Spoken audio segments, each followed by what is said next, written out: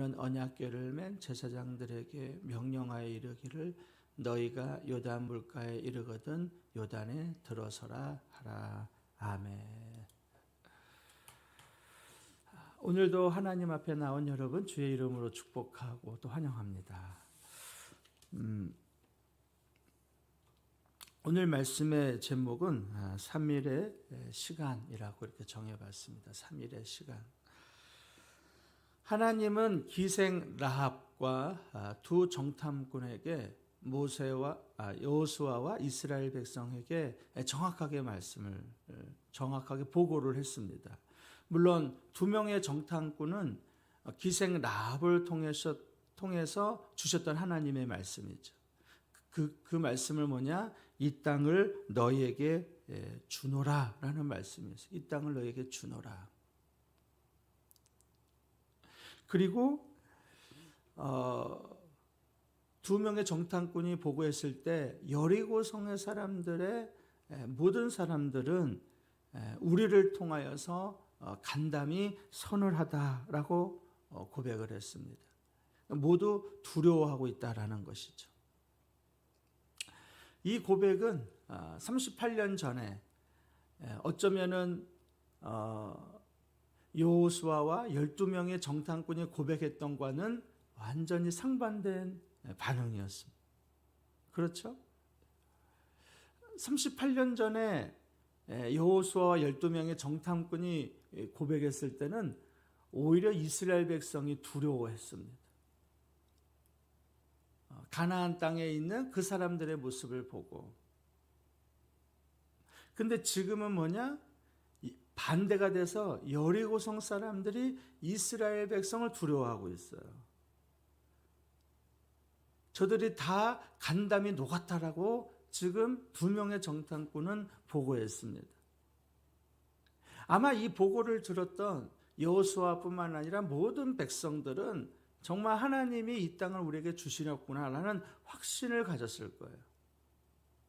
그리고 그들이 있는 곳을 떠나서 이제 요단으로 가나안 땅으로 향하는 거죠. 그리고 요단강 앞에 섰습니다. 그러나 더 이상 앞으로 나갈 수가 없는 것이죠. 그래서 그곳에서 3일을 지체하게 됩니다. 자, 말씀해 보면 1절 후반에 이렇게 나와 있죠.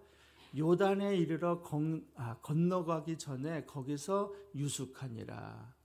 그리고 2절에 사흘 후에 이렇게 쓰여 있습니다. 사흘 후에. 여호수아와 이스라엘 백성이 아침에 일찍 일어나서 그와 모든 백성이 시딤을 떠나 요단 앞에 이르렀는데 건너가지를 못하고 그곳에서 3일을 유숙하게 됩니다. 자, 그러면 3일 동안 여호수아는 과연 무엇을 했을까라는 거예요. 2절에 보면 사흘 후에 관리들이 진중에 두루 다니며 이렇게 쓰여 있습니다. 그러니까 사흘 후라는 것은 사흘 동안에 여호수아가 한 것은 사실 성경에는 기록이 되어 있지 않아요. 3일 동안 뭘 했는지, 지체하는 그 기간 동안에 어떠한 일을 했는지 나와 있지 않습니다. 물론 쭉 읽어보면 이제 여러 가지가 여호수아가 이제 하는 얘기가 나와요. 너희들이 앞으로 갈 때는 제사장이 먼저 앞서 나가고 언약궤를 맬 제사장이 이스라엘 백성은 그로부터 약 2,000규빗이면 약 900m입니다. 그러니까 한 1km 정도 떨어져서 너희들은 쫓아가라. 앞서가지 말라는 뜻이죠. 여러 가지가 있어요. 근데 저는 그 모든 것보다는 이 3일 시간의 동안 여호수아는 과연 무엇을 했을까라는 거예요. 또다시 2명의 정탐꾼을 세워서 강 주변을 돌면서 얕은 물가가 어디인지 알아보게 했을까?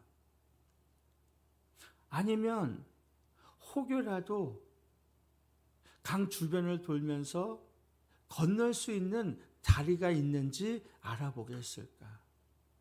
아니면 3일이라는 시간 동안에 60만 대군을 데리고 강을 건너갈 수 있는 다리를 만들게 했을까?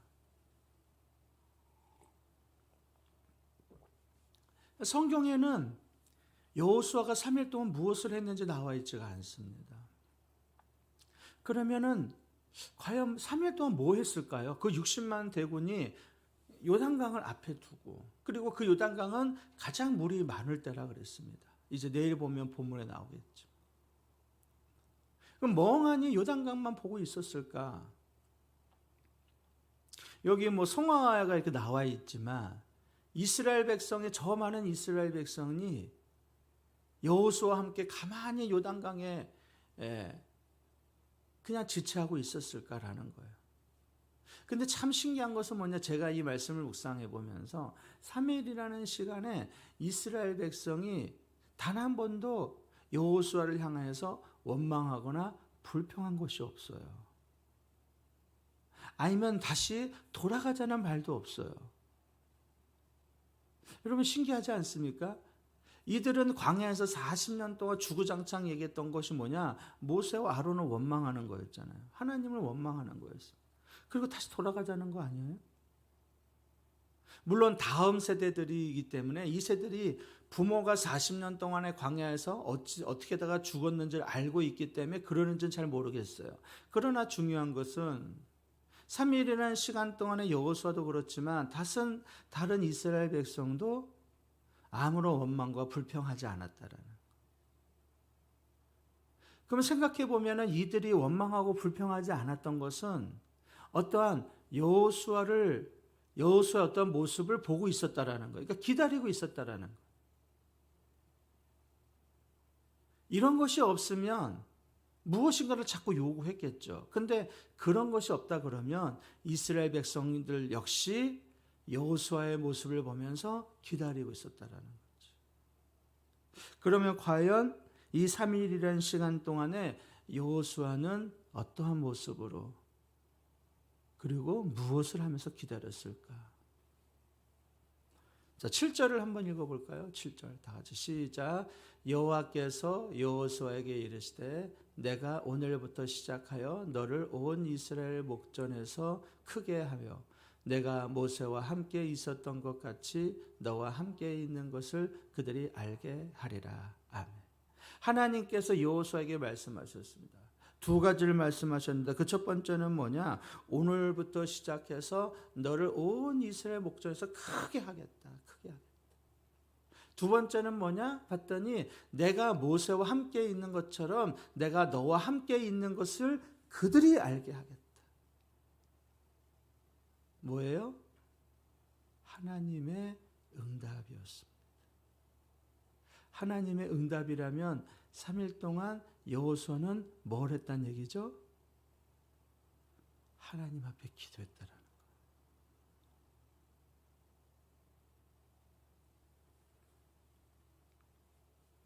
거예요. 요단강 앞에 있을 때 여호수아가 할 수 있었던 것은 아무것도 없었습니다.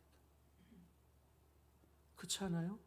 이 60만이라는 대군을 데리고 어떻게 요단강을 건너가겠어요? 가장 물이 많아서 뚝에 넘칠도록 물이 넘실 거릴 때였는데 3일인 시간 동안에 뭐 다리를 만들 수가 있겠어요? 이 많은 백성을 건너갈 수 있는 다리를 무슨 방법으로 만들 수가 있겠어요? 여호수아가 할 수 있었던 것은 하나님 앞에 무릎 꿇고 기도하는 거였어요. 왜 그가 기도했을까요? 40년 전에 여호수아는 목격을 했습니다. 무엇을?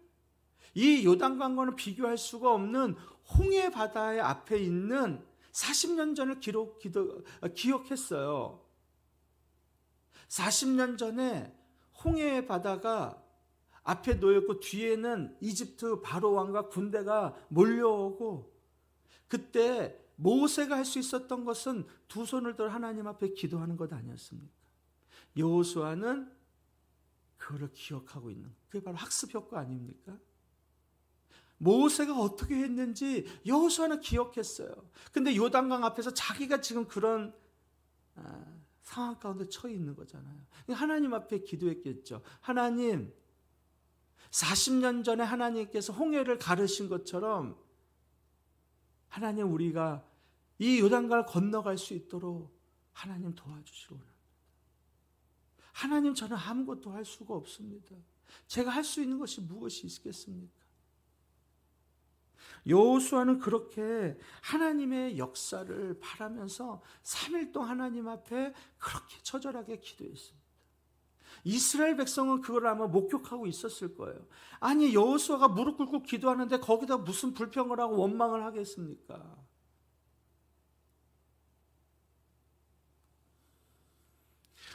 여호수아가 기도한 것은 막연한 기도가 아니었습니다. 그는 분명히 눈으로 봤어요. 홍해가 갈라지는 것을 그가 봤습니다. 그러니까 분명히 여호수아가 기도할 때는 막연한 가운데 기도한 것이 아니라 분명히 이 요단강도 하나님의 방법으로 길이 열릴 것을 그는 기대했어요. 기도하는 자에게 중요한 건 뭐예요? 막연한 기도가 아닙니다. 우리 자녀가 그냥 잘 될 줄로 믿습니다. 그런 기도가 아니에요. 하나님의 역사하심의 기대 아닙니까? 하나님이 어떻게 역사하실지, 내 삶을 어떻게 인도하실지. 여호수아는 그렇게 기대하면서 기도했습니다. 그리고 하나님의 때를 기다린 거죠. 어쩌면 3일이라고 나와 있지만 그 3일이 하나님이 응답하시는 가장 완벽한 때이겠죠. 왜냐하면 여호수아는 1장에서 이미 말씀을 했습니다. 우리가 3일 후에 건너가겠다고 이미 선언을 했어요. 그것은 하나님의 말씀에 가장 좋은 때이죠.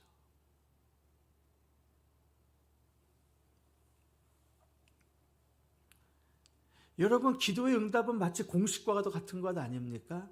우리가 하나님 앞에 기도하고 하나님 앞에 기대하고 하나님 앞에 그 때를 기다리면 하나님이 응답해 주시는 것, 그것은 마치 공식과 같습니다. 그렇게 여호수아가 하나님 앞에 기도하니까 하나님이 응답해 주시는 거잖아요. 여호와께서 여호수아에게 이르시되 내가 오늘부터 시작하여 너를 온 이스라엘의 목전에서 크게 하여. 왜 크게 하여? 네가 무릎 꿇고 기도하는 것을 이스라엘 백성을 보고 있다는 것 아닙니까? 그러니까 내가 너를 크게 하겠다. 내가 모세와 함께 있었던 것 같이 너와 함께 있는 것을 그들이 알게 하리라.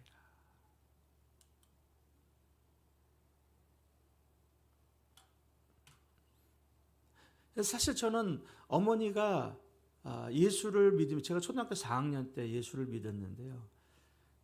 그때부터 어머니도 함께 예수를 믿으면서 늘 새벽 기도를 빠지지 않고 나가서 기도하는 모습이 저는 아주 생생합니다. 그때는 80년대죠. 80년대는 아주 어두컴컴할 때 아닙니까? 가로등도 별로 없는. 제가 살고 있는 것은 저 평촌동이었는데 지금이야 신도시가 들어섰지만 그때는 다 논밭이었습니다. 그곳에서 저희 집은 가스 가게를 했어요. LPG. 그때는 도시가스가 들어오기 전이니까. 제가 말씀을 드렸던 것 같은데 한번. 가스 가게가 밥을 할 때 가스가 떨어지면 전화하는 것 아닙니까? 그러니까 아침이든 점심이든 저녁이든 새벽이든 상관이 없어요. 그때는 24시간이니까 가스만 떨어지면 전화하는 거예요. 저희 집에 가스 배달을 했으니까. 그 모든 전화를 어머니가 다 받았습니다. 그러니까 제일 바쁠 때는 밥하는 시간이잖아요. 아침, 점심, 저녁. 지금이야 뭐 외식이 많지만 그때 뭐 그런 게 있습니까? 식당에서 전화 오고 가정에서 전화 오고 또 저 공장에서 전화 오고 그냥 얼마나 바빴는지 몰라요. 거기에다가 아버지 계시죠? 아들만 우린 삼형제입니다. 그때는 또 다 가게에서 숙식 제공을 다 했어요. 기사들이 또 가게에서 다 잤습니다. 다 머슴아들. 기사가 2명, 3명. 그러면 남자만 6, 7명. 그거를 어머니가 혼자 밥을 다 해대고 간식 먹이고 빨래 다 해대고 그리고 제 학교 다닐 때 그때는 뭐 급식이 있어요. 제 도시락 싸고. 그러니 얼마나 바쁘시겠어요. 정말. 그런데도 여지없이 새벽 4시 반이면 기도하러 가시는 거예요. 뭘 기도하겠어요, 어머니가. 물론 나라와 민족을 위해서도 기도했겠죠. 교회를 기도했겠죠. 그러나 어머니가 가장 많이 기도하는 거 자식들 아닙니까? 남편의 사업이잖아요. 그때는 사고가 나면은 이 보험이 별로 잘 안 돼 있어서 합의를 해야지만 끝나는 거예요. 그러면 어머니가 새벽에 가서 그렇게 기도하면 합의가 술술 풀리는 거예요. 기사가 한 번씩 사고 나는 게. 그 당시에는 외상값 띄어먹고 도망가는 손들 많았는데 어머니가 그렇게 새벽 기도 갔다 오면은 몇 달씩 외상했던 사람이 외상값을 갚기도 하고. 기사들이 그렇게 속을 썩였는데 어머니가 그렇게 기도를 하면 기사들이 아버지의 말을 잘 듣는 거예요. 여러분, 그건 다 제가 그 어머니의 기도는 저 잊지 못합니다. 어머니는 그렇게 그 세월을 보내 이겨내셨어요. 새벽마다 하나님 앞에 기도하면서 삼형제 잘 크기를 기도하고 아버지가 하는 사업 잘 되기를 소망하고.